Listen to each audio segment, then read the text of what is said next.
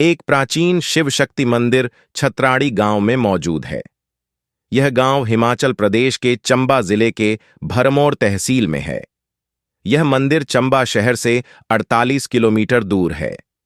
भरमौर की ओर लूणा गांव तक 40 किलोमीटर की दूरी तय करनी पड़ती है। फिर छतराड़ी गांव की ओर 8 किलोमीटर का मोड़ लेना होता है। मैं कई बार भरमौर गया था, लेकिन छतराड़ी की यात्रा हमेशा छूट जाती थी। इस साल 9 जून को मैंने अचानक अपनी मोटरसाइकिल पर इस जगह की यात्रा करने का निर्णय लिया। मैं सुबह 10 बजे चंबा से शुरू हुआ। भरमौर रोड राष्ट्रीय राजमार्ग 154 पर है, लेकिन यह ज्यादातर खराब हालत में है। बारिश के दौरान आए भूस्खलन और नुकसान ने सड़क की हालत खराब कर रखी है।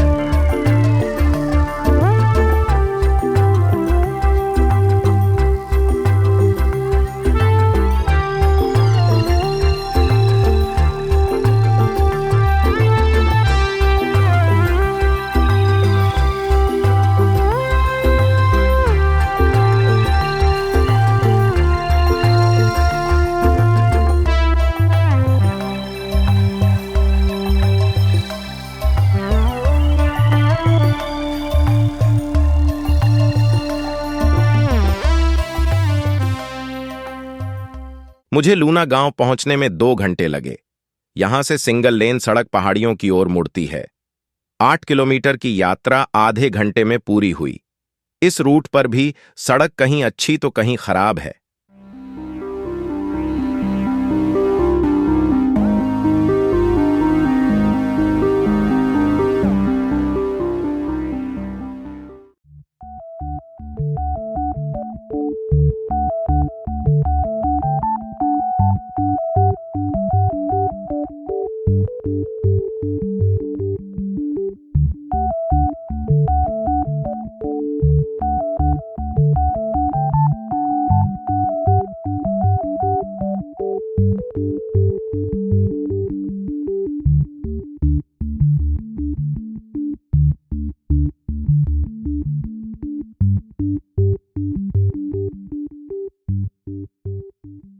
सड़क छतराड़ी गांव में समाप्त होती है।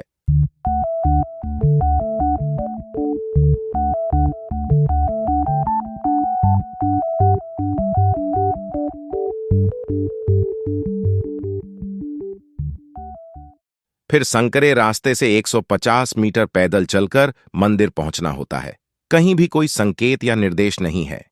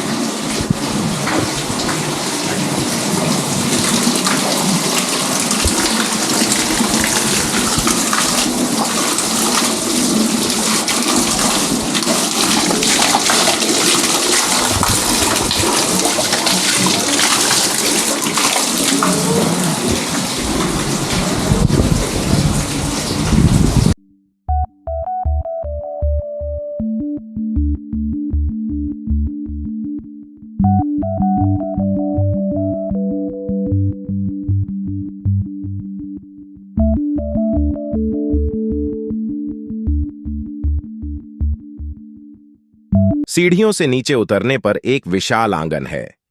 बीच में एक बड़ा मंदिर है और उसके पीछे दो छोटे मंदिर हैं। आमतौर पर सभी मंदिरों के प्रवेश द्वार पूर्व दिशा में होते हैं, लेकिन यह मंदिर पश्चिम की ओर है और इसका प्रवेश द्वार भी पश्चिम में ही है। मंदिर की नींव पत्थरों की बनी है, लेकिन ढांचा लकड़ी का है। मंदिर की छत भी लकड़ी की बनी है और ग्रेफाइट टाइलों से ढकी है। माना जाता है कि यह कई सदियों पुराना है।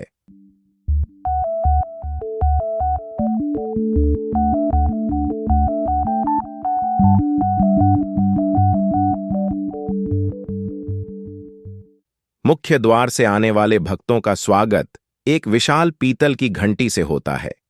यहां कोई ध्वज स्तंभ नहीं है, लेकिन झंडे लगे हुए खंभे लगाए गए हैं। लकड़ी पर विभिन्न हिंदू देवी देवताओं की नक्काशी की गई है।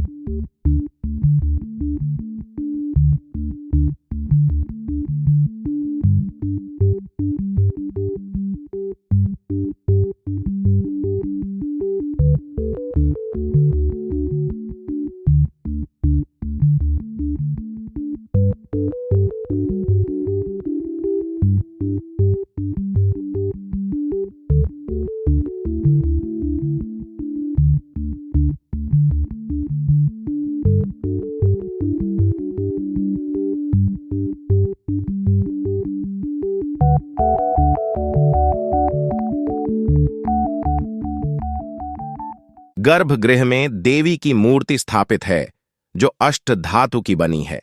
इस मंदिर की उत्पत्ति के बारे में कई कहानियां प्रचलित हैं। आमतौर पर माना जाता है कि इसका निर्माण भरमौर के राजा मेरुवर्मन के शासनकाल में हुआ था।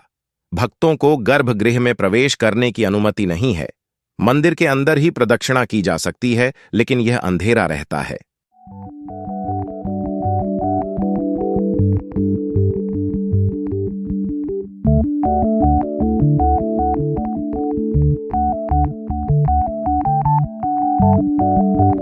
रोशनी के लिए पुजारी से आग्रह करना पड़ता है।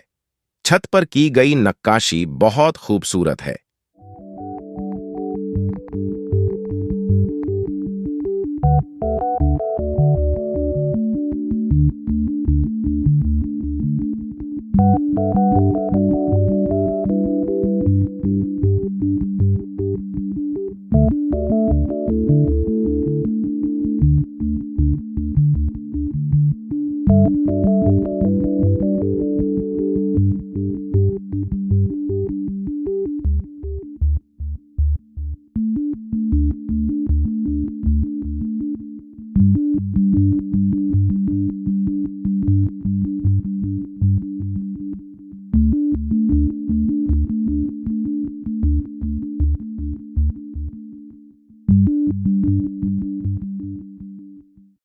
यहाँ कई मिट्टी के राक्षसों के मुखौटे लगे हैं जो मंदिर के इतिहास से जुड़े हुए हैं।